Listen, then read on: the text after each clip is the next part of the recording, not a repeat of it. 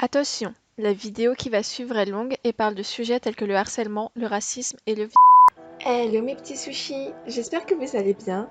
Aujourd'hui, je vous retrouve pour une vidéo pas très rigolote.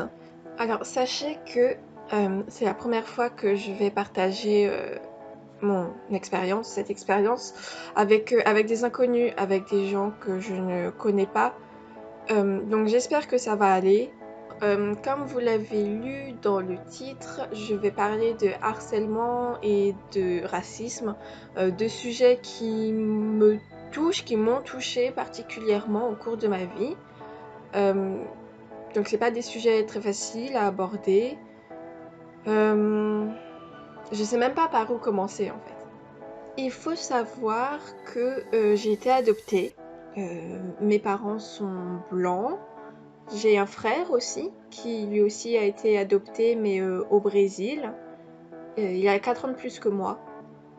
Moi, j'ai été adoptée au Vietnam. Euh, je vous pose ça là, ça aura plus ou moins d'importance par la suite. Dès mon plus jeune âge, j'ai dû faire face à du racisme. C'est-à-dire que dès la maternelle, deuxième section de maternelle, je me rappelle d'un truc, vraiment ça m'a marqué, mais fort fort. Normalement, on n'a pas beaucoup de souvenirs de cette époque, mais là vraiment ça m'a tellement marqué que je pourrais jamais l'oublier. Il y avait une petite fille, deux petites filles, une black et une blanche, et je voulais aller jouer avec elles. J'étais jeune, j'avais 3-4 ans, peut-être 5 grand maximum. Et là, je me rappelle plus, mais il y en a une des deux qui m'a dit: «Non, on veut pas jouer avec toi, t'es pas comme nous». Du coup, j'avais déjà été mise de côté comme ça et quand j'étais jeune, j'étais très timide d'une certaine façon, j'arrivais pas trop à bien m'intégrer, c'était compliqué et puis au niveau de la primaire, hem il y avait toujours ces histoires de groupe, en mode, oui, nous on est un groupe de filles et tout. Toi, t'es pas dans le groupe, il faut genre le mot de passe pour rentrer. What the fuck? C'est peut-être faussé comme souvenir, mais vraiment, je crois que j'étais la seule à subir ce genre, bah, du coup, de discrimination. Et même mon frère, il me semble que, même en étant mat de peau, il a jamais subi de racisme. Ou alors, mes parents et moi, on n'en a jamais entendu parler. Je crois que le pire, c'est que pendant un temps, j'avais réussi à me faire un petit groupe d'amis. C'est des filles qui habitaient dans le village, etc. Et au fur et à mesure qu'on grandissait, elles m'aimaient plus. Elles restaient entre elles, mais moi, je commençais à être exclue. Et après, bah, elles me harcelaient. Alors, je suis désolée, mais je vais être obligée de filmer avec cet angle parce que là, le soleil, je sais pas, il fait un truc chelou, trop bizarre. Bref.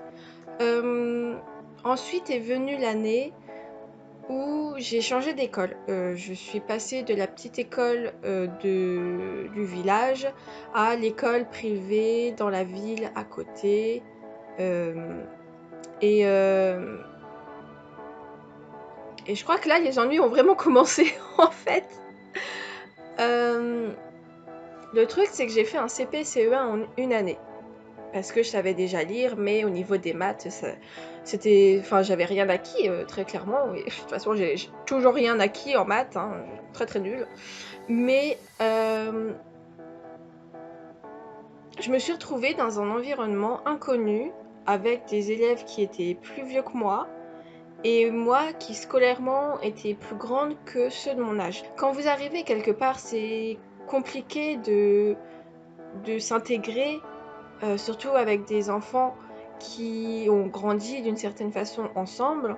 Même si au début d'année, les profs, ils essayent toujours de dire oui, vous lui montrerez ci, vous lui montrerez ça, soyez gentils, ça suffit pas. Très clairement, moi, ça m'a jamais suffi pour m'intégrer. Et, euh, et puis, à cet âge-là, je sais pas, euh, les enfants, ils commencent à vraiment être méchants, à vraiment être cruels, dans le sens où ils savent ce que certains mots veulent dire. Il y avait un autre garçon asiatique dans ma classe, très bien intégré. Lui, on lui faisait aucune remarque. Moi, j'ai toujours, à partir de là, en fait, j'ai toujours été le petit mouton noir de tout le monde et je sais pas pourquoi. J'ai eu des insultes, on me bousculait, on me faisait des remarques racistes et en plus, c'était pas facile aussi à la maison parce que mon frère, on a 4 ans d'écart, il est rentré dans son adolescence. C'était compliqué, des remarques racistes, je m'en prenais aussi. Faut pas. C'est pas parce que. En vrai, c'est pas parce que c'est mon frère qui m'a fait des cadeaux, hein. Et puis, à un moment, j'ai voulu. En fait, j'en ai parlé, forcément, à mes parents. Et puis, au début, c'est oui, mais ils t'embêtent parce qu'ils t'aiment bien ou parce qu'ils sont jaloux. Fais pas attention à eux, l'ignorance c'est la meilleure des défenses. On dit oui, ils finiront par arrêter, par se lasser. Non, ça s'est pas arrêté, ils ont pas arrêté. C'est-à-dire que certains ils se disent ah bah puisque elle dit rien, on peut continuer. Et moi c'est ce qui s'est passé. En fait, je comprends pas pourquoi on dit ouais, vous avez qu'à les ignorer, ça va s'arrêter. Ça va jamais arrêter les choses. Ensuite, arrivé au collège. Arrivé au collège. Ça s'est pas amélioré, très clairement. J'étais toute seule. Ma 6e et ma 5e, je les ai passées toute seule. Le fait que je sois asiatique, bonne élève, un peu la chouchou des profs, bah, ça a commencé à vraiment devenir un handicap pour moi, à devenir un sujet sur lequel on se moquait de moi, on me vannait. Vraiment, en fait, à partir du collège, être une bonne élève, c'était une mauvaise chose. Et c'était assez compliqué. Euh,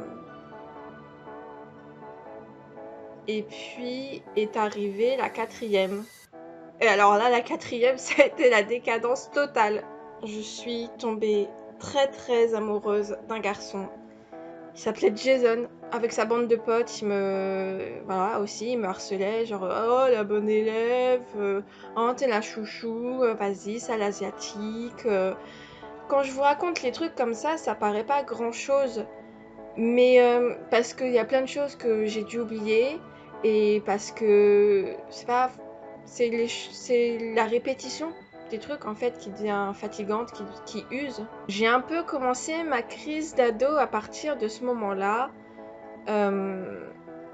Je sais aussi, je me rappelle aussi d'un moment, c'était quasiment à la fin de l'année, et il y avait un des garçons du groupe de Jason, on était dehors, il avait pris ma trousse et il l'avait mise dans un caca de chien. Adorable! J'ai commencé à me scarifier. Comment m'est venue cette idée? J'en ai aucune idée. Est-ce que je l'avais déjà vu?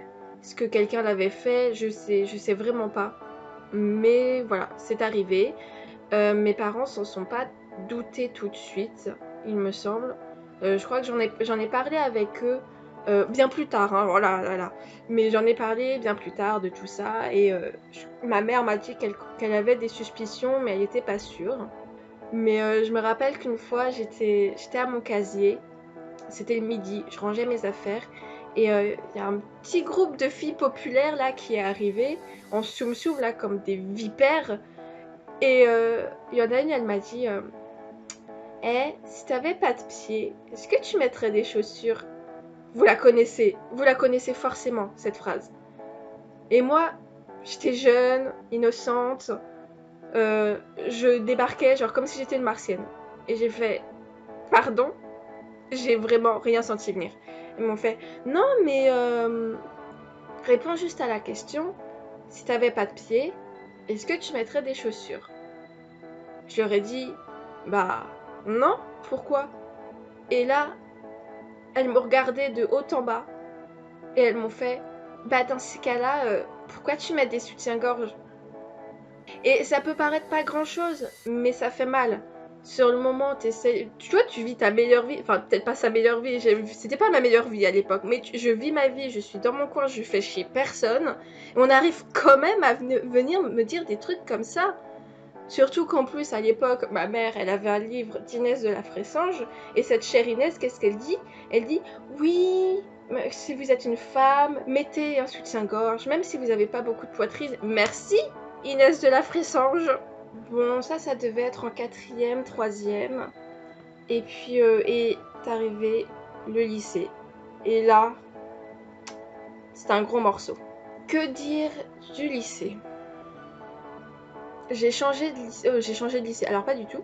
Je suis partie de l'enseignement privé pour aller dans le public. Pour éviter de me retrouver avec les filles populaires, les filles bourges, qui allaient toutes forcément aller au lycée privé. Manque de bol, il y en a certaines qui sont aussi allées au lycée public. Je suis désolée, je prends beaucoup de temps pour rassembler mes idées parce que j'en ai jamais parlé, je sais plus trop, j'essaie de pas trop y penser et je sais que la dernière fois que j'ai essayé d'en parler, j'ai fondu en larmes, donc j'essaie de prendre le temps. Au lycée public, il y a un brassage ethnique, culturel, si je peux me permettre de dire ça. Euh, euh, et, euh, et j'ai quand même réussi à subir du harcèlement. Il faut savoir qu'à l'époque, il n'y avait pas de mots pour ça. Les jeunes de maintenant, ils se rendent peut-être pas compte, mais ils ont de la chance. Ils ont de la chance que c'est un phénomène, dont on entend parler de plus en plus. Alors, ils ont de la chance. Ça veut dire qu'il y a de plus en plus de harcèlement. Donc non, c'est pas cool. Mais dans le sens où on en parle, on a un mot qui est mis sur ce phénomène, alors que moi, quand j'étais au collège, quand j'étais au lycée, il n'y avait pas tout ça. Donc j'étais harcelée non seulement dans ma classe, mais dans le lycée aussi. Mais le lycée entier, c'est venu bien plus tard et je vous expliquerai pourquoi. En fait, j'ai jamais su pourquoi et il n'y a jamais eu de raison apparente, il me semble. Et c'est ça qui est compliqué à se dire, c'est-à-dire que toi, t'es dans ton coin, tu vis ta vie, t'embêtes personne et on arrive quand même à te reprocher des trucs, à te faire mal, à te piquer, etc. Et j'en ai parlé à mes parents, je savais pas, on n'a pas eu de mots là-dessus. Mais voilà, j'ai dit voilà, il y a des personnes dans ma classe, ils n'arrêtent pas de m'embêter, ils me font des remarques. Et mes parents en ont parlé aussi, on en a parlé aussi à mon professeur principal, mais ça n'a jamais rien changé. Tout cela n'a pas arrangé le fait que je me scarifie. Vraiment, il y a eu une accentuation de mes scarifications au lycée. Et puis, en mars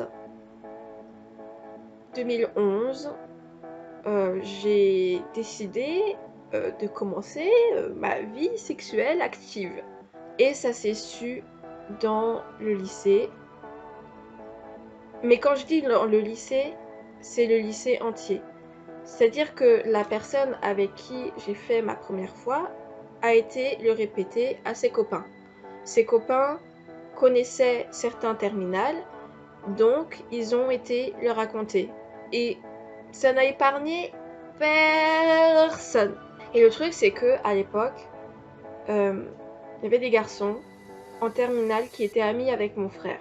Et au bout d'un moment, mon frère faisait du rugby avec eux et dans les vestiaires, je sais pas, il a dû vanner la sœur d'un de ses copains.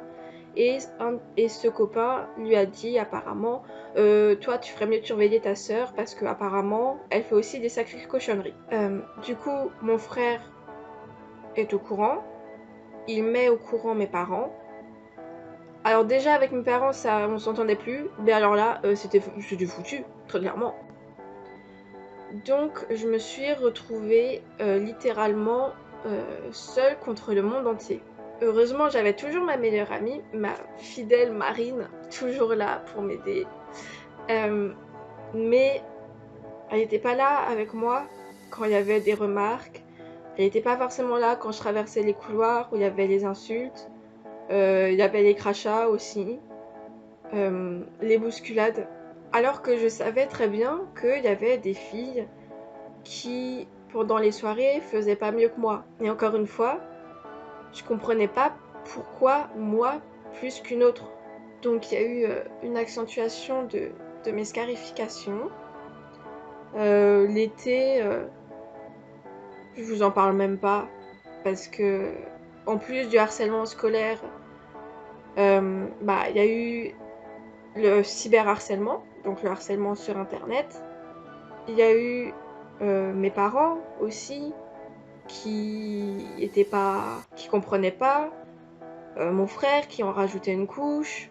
La rentrée de première, en soi, elle m'a fait beaucoup rire. Elle me fait encore beaucoup rire parce que je suis arrivée, vraiment le premier jour de rentrée. J'arrive au lycée, je vois Marine, je lui fais la bise, je la serre dans mes bras, je suis super contente de la voir. Et elle me dit, eh meuf, tu sais quoi? Apparemment, les gens ils disent qu'on a couché ensemble. Des rumeurs sur moi. De toute façon, il y en a toujours eu. Les rumeurs, j'ai pas réussi à échapper de tout mon lycée. Cette histoire-là, depuis la seconde, en fait, ça m'a poursuivie et même encore après. Je me rappelle qu'il y a une des rumeurs qui disait comme quoi j'allais dans la forêt à côté du lycée et je faisais des tournantes avec 12 mecs.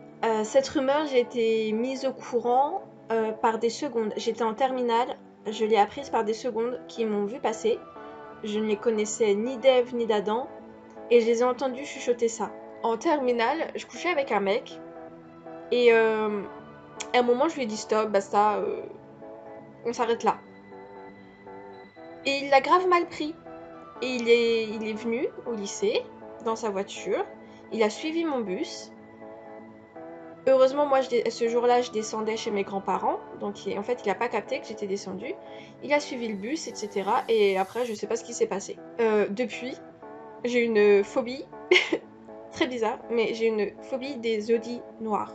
Il y a un certain modèle, je sais plus lequel, mais vraiment, je peux pas. C'est-à-dire que j'ai rien dit à mes parents en soi, mais ce garçon, j'avais envoyé des photos un peu olé olé, et j'avais peur qu'il les imprime, qu'il les mette dans la boîte à lettres. En plus, il m'avait menacé de ça. Et je me rappelle, c'était les vacances de février avec mes parents cette année-là. On était partis faire du ski. Et sur la route, j'ai croisé une Audi noire et j'ai commencé à me monter une paranoïa toute seule dans mon coin. Je me suis dit non, il n'a pas pu te suivre jusque-là, il n'est pas malade à ce point. Si messieurs, mesdames, vous avez une Audi noire, ne venez pas me voir s'il vous plaît. Les tentatives de suicide, les scarifications, les problèmes de bouffe aussi. Ah non mais tout, franchement, toutes les tares possibles et imaginables que les ados développent, je les ai eues, je suis sûre. J'ai commencé à faire beaucoup de musculation, mais d'une certaine façon, je mangeais pas non plus. Je me faisais vomir. J'ai commencé à fumer, à me droguer un petit peu, à boire aussi. Alors, j'ai eu mon bac et je suis partie donc sur Amiens pour faire mes études. Quand on arrive à l'université, à la fac, tout est très différent. On est mélangé à plein de monde. On n'est plus dans des classes de 30 ou de 25, on est dans un amphithéâtre avec 300 personnes, 500 personnes. Donc, il n'y a pas d'histoire de harcèlement, etc. Sauf que moi, d'une certaine façon, cette histoire, ça a un petit peu continué. Donc, toujours scarification, etc. Un comportement dangereux. J'ai arrêté il y a en fait très très peu de temps. Il y a 2 ans, un truc dans le genre. En fait, ce qui s'est passé, c'est que forcément, il y a des gens de mon lycée qui sont aussi partis sur Amiens. Ils n'allaient pas tous sur Paris. Il y a un garçon qui était en droit, lui aussi. Il y a un jour qui m'a contacté sur Facebook. Il m'a dit ouais, salut, ça va. Enfin bref, il s'est présenté, on a parlé un petit peu. Et je l'ai invité chez moi parce que j'avais besoin de ses réponses à un exercice. Très clairement, j'avais pas envie de me prendre la tête. Du coup, je lui ai dit viens, comme ça tu me files tes réponses. Il est venu, j'ai recopié les trucs qu'il fallait que je recopie. Et moi à l'époque, j'étais trop gentille. Et je me suis dit, ça se fait pas de le laisser partir comme ça, voilà, en mode bon, bah ça y est, j'ai eu ce que je voulais, tu peux te barrer. Donc je l'ai invité à venir prendre un café. Je lui prépare son café et tout. Après on va dans ma chambre, on se pose, on se met devant un film. Et là, il commence à être un petit peu insistant. Il insiste. Je lui dis, wesh frère, j'ai un copain, t'as une copine, et ça je le sais. Donc tu vas pas déconner. Il fait ok, pardon. Quelques minutes se passent et il recommence. Et ça, 3, 4 fois. Et à un moment, bah voilà, hein, il se passe ce qui se passe. Le rapport avec le harcèlement, c'est que après les démarches judiciaires, etc., il est revenu me parler pour s'excuser et, euh, et pour qu'on soit amis. Mais MDR, jamais on est amis. Plus jamais, c'est impossible. Et vraiment, il y croyait. Hein. Il croyait que j'allais lui dire ok, vas-y, on repart sur de bonnes bases. Non, pas après ce qui s'est passé. Bref. Et il m'a dit ouais, mais vu la réputation que t'avais au lycée, je pensais pas que t'allais réagir comme ça. Donc, c'est-à-dire qu'à cause de la réputation que j'avais eue au lycée, des rumeurs qu'il y avait eu, bah il s'est passé ce qui s'est passé alors que j'avais rien, j'avais plus aucun lien avec tous les gens du lycée. J'étais autre part, j'étais partie. Et bah et du coup voilà. Quoi de plus à dire? À part que bah, cet événement, ça a brisé mon couple. Moi, ça me pourrit moins maintenant, mais ça m'a pourri pendant très longtemps mes mois de novembre. Ceux de mes parents d'ailleurs aussi, je suppose. Euh, Bref, ça a été très compliqué. En plus, j'ai pas suivi. En fait, ce qui s'est passé, c'est que j'ai pas. Je sais pas pourquoi je vous parle de ça. Franchement, je pourrais couper maintenant, mais en fait, j'ai un peu envie d'en parler aussi. Euh, quand ça s'est passé et que j'ai été porter plainte, enfin non, que je suis allée porter plainte et de deux, c'est pas moi qui suis allée porter plainte, c'est mes parents, parce que j'étais mineure à l'époque. Euh, J'avais pas le comportement habituel dans ces cas-là. C'est-à-dire que euh, j'étais pas en pleurs, je tremblais pas. J'avais vu suffisamment de documentaires là-dessus, de reportages, pour savoir que ça allait prendre des années, des mois, ne serait-ce que ça. Et en fait, dans ma tête, c'était simple. C'était ok, ça s'est passé, mais tu vas pas te laisser abattre par ça. Continue ta route. C'est pas grave. Voilà, allez, passons à autre chose. Et très clairement, j'avais pas envie de prendre le temps de tout ça, de faire un cheminement. Donc j'ai refusé la psychothérapie. Finalement, je me suis rétractée au niveau de ma plainte.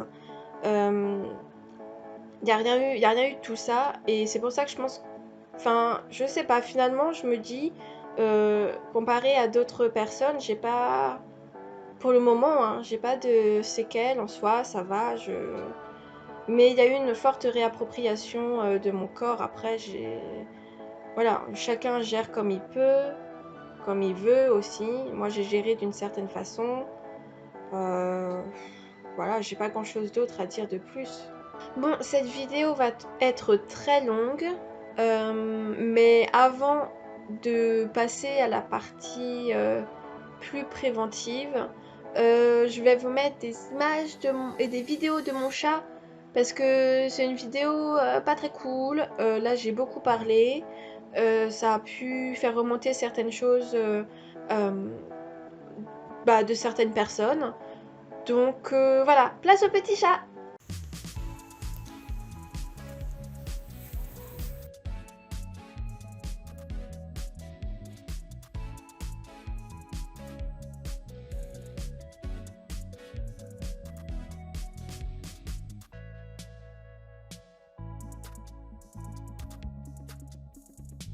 Alors, on revient à nos moutons.